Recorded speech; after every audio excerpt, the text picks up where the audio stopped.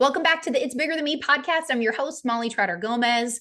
You all are in for such a treat today. I remember, Dr. Angela, the first time that we connected, like most of my guests, I find them on social media. I'm like, I love what you're about. We need to connect, like literally like that. I just natural networker, love to connect with people.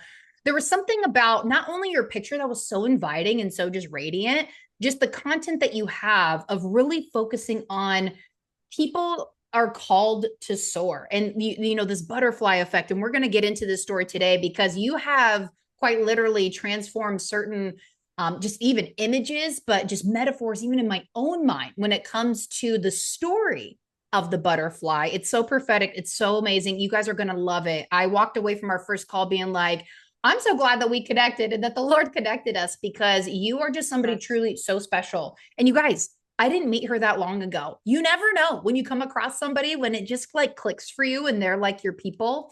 So you are automatically my type of people, Dr. Angela. So I'm so excited to Thank have you. you on the show. Same here.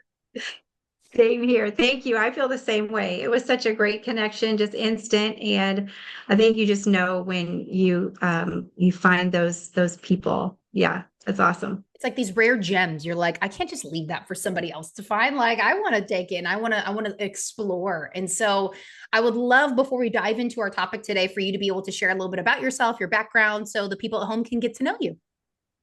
Sure. Thank you. Well, again, thank you so much for having me on. I love everything you're doing. We do so many similar things, and we're all about really raising up kingdom leaders and helping them leave a legacy. And so I was raised in the ministry. I knew that I had a call in my life since I was in the third grade. And so I stayed true to that call. I pastored for 25 years, and my life got turned upside down. And God said, I want you to go out into the world and become a successful businesswoman. And so, I went to Christian school. I was and the leader in my youth group. And so like going out into the world was like, no, please don't send me out to that big, scary place.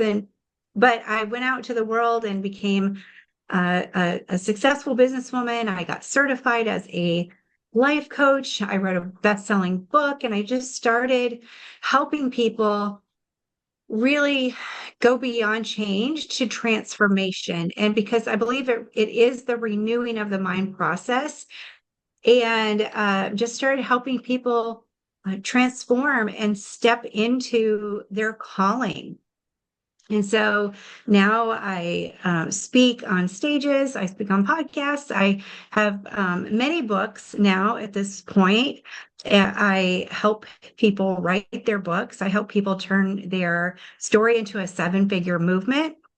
And I just really love helping kingdom leaders step into that legacy level leadership without burning out, because I have been in the ministry all my life, and I've seen ministry leaders sabotage what God has called them to do because their inner foundation did not Mm. match their vision, the size of their vision, and so they had to sabotage it to fit back on the size of their inner foundation. And so I'm a grandma of seven babies.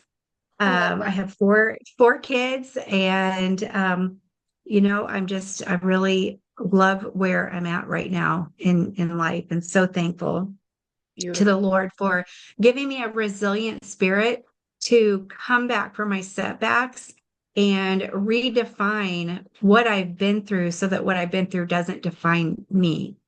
And so that's a little bit about me. Amen. Oh my gosh, there's so much that we could even just like dig on in there. And I love that you said something, because I find this to be all true just in the season that I've been in my life and probably still currently in, of when you have a vision, if your inner self doesn't match that vision, God's going to get in there and correct it. Like you got to do some Yes. work in there. And I know even before we even started recording, we were talking about this aspect of being versus doing, which is such a, I guess you can call it a hot topic or something that's just heavy on a lot of hearts, because God is doing so much like inner surgery with people of really just getting Yes. out the dross, right? Like bringing up the dross, getting it out to purify the gold that is in us, that he's put inside of us. And I love how you even like paint this picture with the butterfly. I'm diving right in because you Yes. guys, this is so good. We have limited time and this is so good. So I'm going to give you the floor and just go for it because this is going to be beautiful. Lean in and really take what she's saying. Okay, awesome. Well, this is what God gave me. And so I never wanted to be the butterfly lady, but it's what God had for me. So I just had to embrace it. But after my world fell apart, God gave me this vision and this download, a divine download that helped me to make sense of what I had been through. Because, I was doing everything right.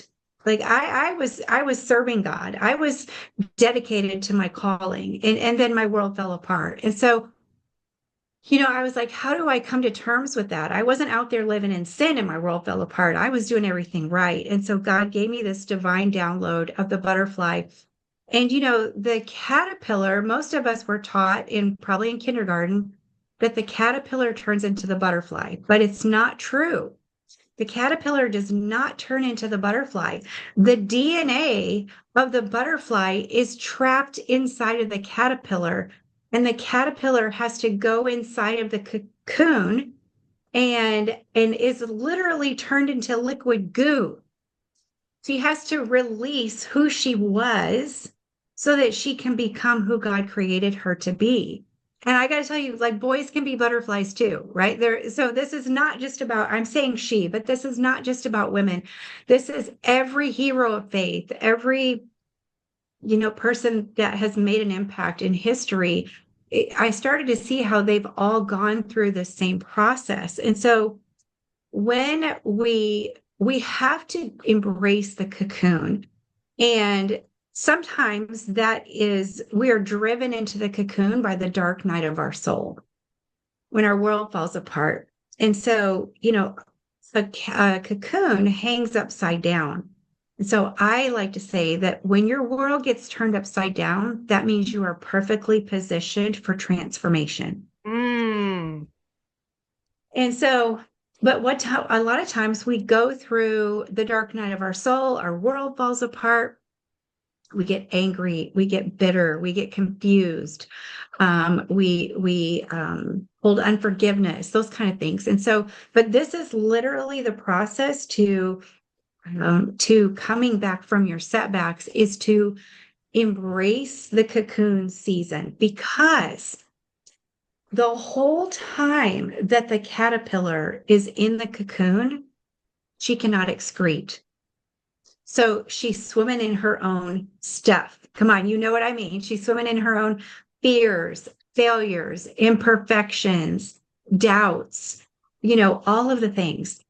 And so, but that's an important part of the process, that if we try to avoid the cocoon, or if we try to get out of the cocoon too early, it won't have the same effect on our lives. We won't experience that transformation. And here's why going the distance and experiencing that full transformation, embracing the process is so important, because you have to picture, here is this little caterpillar. She has entered the cocoon and she's turned into liquid goo, and she's been completely dissolved, but she's embraced the process. And so now she has begun to see her wings developed, and now instead of beady little eyes, she's got multifaceted eyes. She's got a bigger vision. Now, instead of thousands of little legs that just keep her moving at a snail's pace, she's got these long, gorgeous legs and these wings that can take her places that she's never been before. But the problem is she's still trapped in the cocoon. And so here she is. She's a fully formed butterfly, but she's wrapped up around herself. She's in a tight place. And sometimes we find ourselves like, we know, like, God, I've gone through my season of preparation and I know I'm ready, but I still feel like I'm in a tight place and I'm hidden. I still feel hidden, but I'm a butterfly. What's going on? But if she just embraces the process, she finally begins to feel the urge to break out. And so the only way for her to get out of the cocoon is to kick her way out. And so she begins to kick and kick and kick, and breakthrough is hard work. And that's why we need people in our lives to encourage us to come on, keep kicking. You can keep going. Um, we need coaches in our lives. We need people that can see our blind spots that we can't see. They can see our back. And so anyway, she breaks out of the cocoon. So now here she is. She's a fully formed butterfly, but she's laying on the ground, and she's wet and she's heavy and gooey, but she's now got these new things on the side of her body. She's got these new aeronautical devices, and she's like, oh, I've never had these before. But instinctively, she just begins to flap her wings. Now, I got to tell you, this is pure science. And this right here is what gave me, I could almost cry, because it was this right here that gave me the strength to keep going. When I realized this right here is that as she begins to flap her wings, it forces all of the excretion that she was swimming in back up into her body and into her wings, and it hardens. All of the stuff that you've been through is what's meant to give your wings the strength to fly. And so that we have to go through that. We have to go through the stuff. We have to go through those hard times. And if we'll allow God to turn our ashes into beauty, that's what he promises. And ashes are leftover trash. They're burnt up trash. And sometimes it's the trashiest parts of our lives that he turns into the most beautiful, vessels. And so to bring this full circle and the idea of the butterfly, this is what the Lord gave me years ago, and has become my message, a prophetic apostolic mandate of mine to speak this over people and to remind them that once the butterfly has embraced the process, she's able to get out in the air, and she's not afraid to be visible. Now she's living with purpose. She's flapping her wings. But it doesn't even stop there. And so, you're not just called to fly, but you have been summoned to soar, because something incredible happens when the butterfly is out there living with purpose. She's in the air. She's not hiding in trees anymore. She's not blending in with her environment anymore. She's out there. She's visible, and she's viable. She is pollinating. She's doing what she's supposed to be doing. But something happens as she's in the air. She catches the tailwind. And I believe that if we'll embrace our purpose and not be afraid to use our voice, and we're not afraid of being visible, then we will catch the tailwind of God. And when that butterfly catches the tailwind takes her farther and higher than she could ever go on her own. It takes her to places that she could never go in her own strength. And guess what? When that butterfly catches the tailwind, she has to stop flapping her wings. Because if she is still flapping her wings and trying to ride the tailwind, she works against the wind. And I think that so many times we're kingdom leaders, we're out there, we've overcome, where the enemy tried to annihilate us, right? We've been resilient. We're in the air, we're flapping our wings, and we're like, I'm going to use my story to bring God glory, but we're exhausted and we're tired. And God says, no, there's even more. There's another step, and that is to soar. And when you soar, because restoration, the root word of restoration is rest.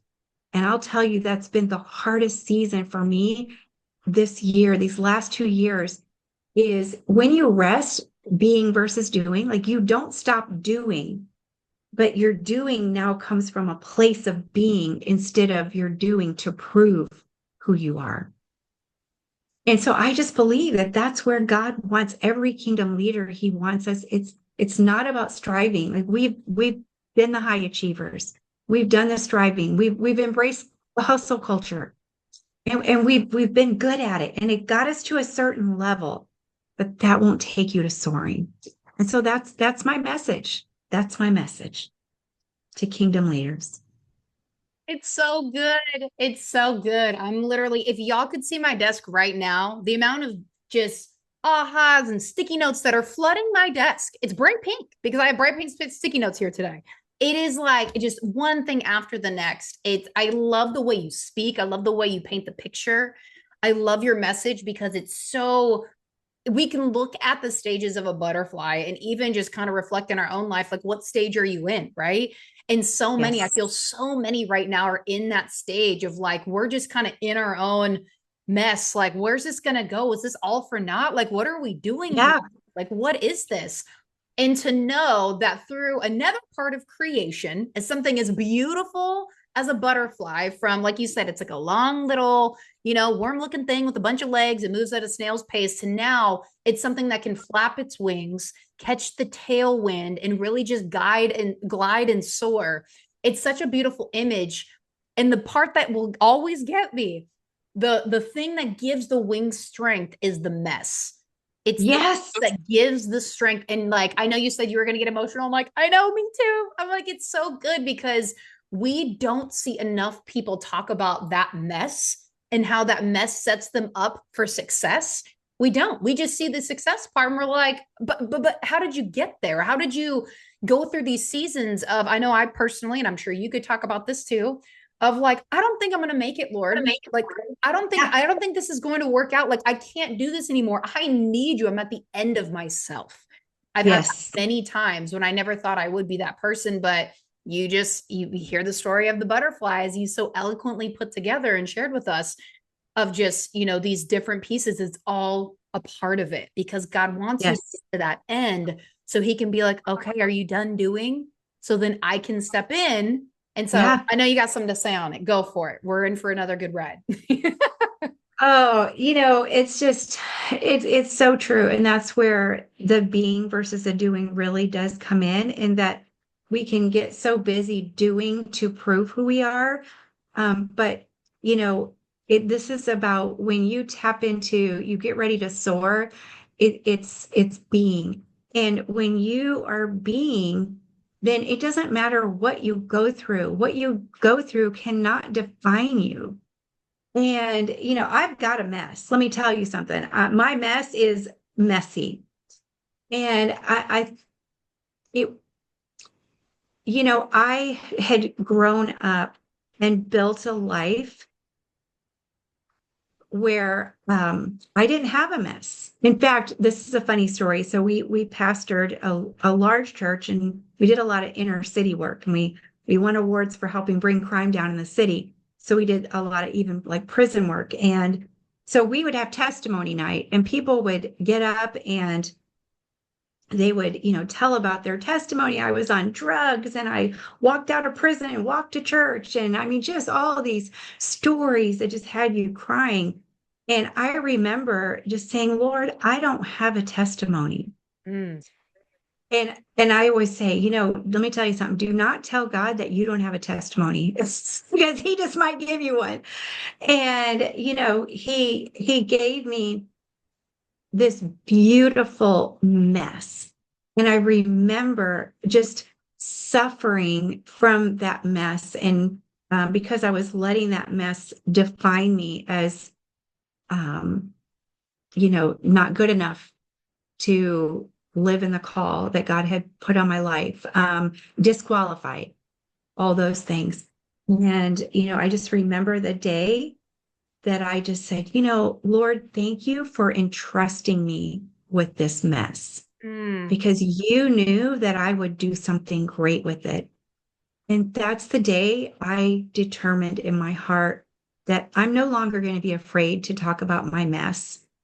My some of my mess is that I literally went from being the first lady of the church to selling windows door to door.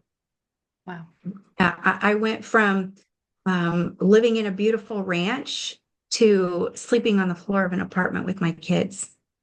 I went from wearing a Rolex with diamonds to standing in the food stamp line. I mean, talk about like my identity. I hired after my world got turned upside down, I hired a life coach. I found this woman. I just knew that she was called to help me.